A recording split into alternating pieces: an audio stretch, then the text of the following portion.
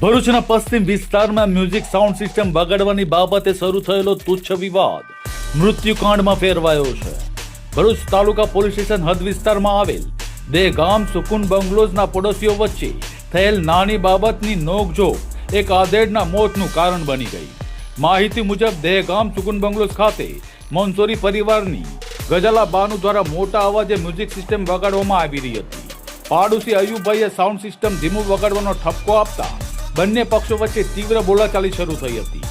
વિવાદ વધતા ઝઘડો મારામારી સુધી પહોંચ્યો હતો, જેમાં યુવતીના મંગેતર આરોપી મોહમ્મદ શોબાન ઇમ્તિયાઝ શેખ પડોશી અયુબભાઈના છાતીના ભાગે ભારોભાર લાત ઘુસા માર્યા હતા। ઘટના બાદ અયુબભાઈ પોલીસ ફરિયાદ નોંધાવવા પોલીસ મથક પર પહોંચ્યા હતા, પરંતુ ફરિયાદ નોંધાવતી વેળાએ જ તેમને અચાનક અસ્વસ્થતા અનુભવતા તેઓ ઢળી પડ્યા હતા। તાત્કાલિક સિવિલ હોસ્પિટલ ખાતે ખસેડાતા ફરજ પરના તબીબોએ તેમને મૃત જાહેર કર્યા હતા। આ કેસના મુખ્ય આરોપી મોહમ્મદ શોબાન ઇમ્તિયાઝ શેખની સાથે તેની મંગેતર યુવતી ગજાલાબાનુ મંસૂરી વિરુદ્ધ પણ ગુનો દાખલ કરવામાં આવ્યો છે। યુવતી તરફથી પણ છેડતી અને માર માર્યા હોવાના આક્ષેપ કરવામાં આવ્યા છે અને તે સારવાર હેઠળ છે। સમગ્ર કેસમાં પોલીસે બંને પક્ષોના નિવેદનો લીધા બાદ તપાસનો ધમધમાટ શરૂ કર્યો હતો અને માત્ર ગણતરીના કલાકોમાં જ મુખ્ય આરોપી મોહમ્મદ શોબાન શેખની અટકાયત કરી લીધી છે। તાજેતરમાં ભરૂચ પોલીસ દ્વારા ભરૂચ તાલુકા પોલીસ સ્ટેશન વિસ્તારમાં આવેલું દહેગામની અંદર સુકુન બંગલોઝ આવેલો છે, જેમાં બે પરિવાર જે આમને સામને રહે છે અને તે બંને પરિવાર વચ્ચે એક નજીવી બાબતને લઈને ઝઘડો થાય છે। તે ઝઘડાનું કારણ મુખ્ય એવું હોય છે કે એક પરિવાર દ્વારા મોટા અવાજે મ્યુઝિક વગાડવામાં આવે છે અને જેમાં સામેવાળા પરિવાર દ્વારા વાંધો ઉઠાવવામાં આવે છે કે ભાઈ તમે કેમ આટલું વધારે મ્યુઝિક વગાડો છો, જેને લઈને ઝઘડો થાય છે।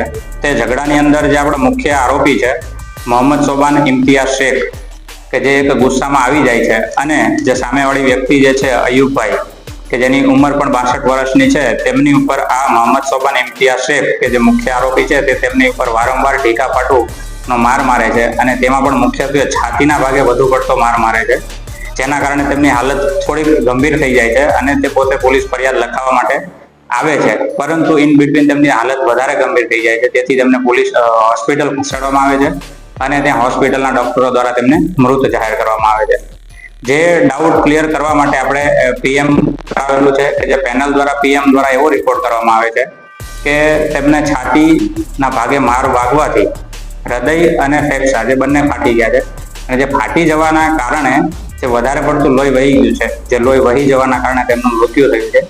એટલે આ જોઈને એવું લાગે છે કે નોર્મલ ઇન્સ્ટન્સીસની અંદર કે નોર્મલી ક્યારેય હૃદય કે ફેફસા ફાટી જાય એવી ઘટનાઓ કોઈ ઘટતી નથી, જે ઈજાના કારણે કોઈ વાગ્યું હોય જેના કારણે આવી ઘટના ઘટેલી હોય એવું લાગી રહ્યું છે। એટલે જે ધ્યાને રાખી અને ભરૂચ તાલુકા પોલીસ સ્ટેશનની અંદર એક મર્ડરનો ગુનો દાખલ કરવામાં આવે છે અને જે અન્વયે મુખ્ય આરોપી જે છે મોહમ્મદ શોબાન ઇમ્તિયાઝ શેખ કે જેમની અટક કરેલી છે અને હાલ કાયદેસરની કાર્યવાહી ચાલુ છે। એમાં જોવા જઈએ તો જે મુખ્ય આરોપી મોહમ્મદ શોબાન ઇમ્તિયાઝ શેખ છે અને તેમના જ મંગેતર છે ગજાલાબાનુ ઇમરાનભાઈ મંસૂરી, કે જેમની ઉંમર 18 વર્ષ કરતા વધારે છે, જે બંનેના તાજેતરમાં કે 20 ડિસેમ્બર આજુબાજુ કોઈ નિકાહ થવાની પણ તૈયારી હતી।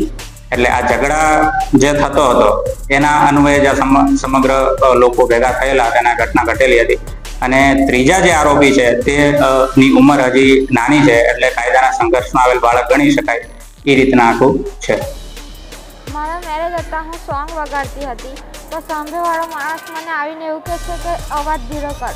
એકચ્યુઅલીમાં વોલ્યુમ ઓછો જ હતો તો પણ એ માણસ મને રોજ આવું કરે છે કે વોલ્યુમ ઓછો કર, વોલ્યુમ ઓછો કર, તો મેં વોલ્યુમ પણ ઓછો કર્યો।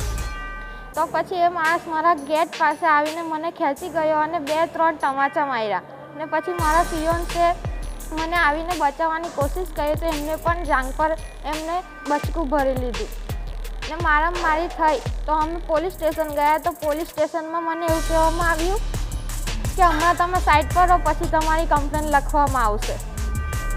પછી અમે લોકો સાઇટ પર નીકળી ગયા તો ત્યાં એ જે માણસ પહોંચી ગયો તો એ માણસે ત્યાં નાટક ચાલુ કરી દીધા।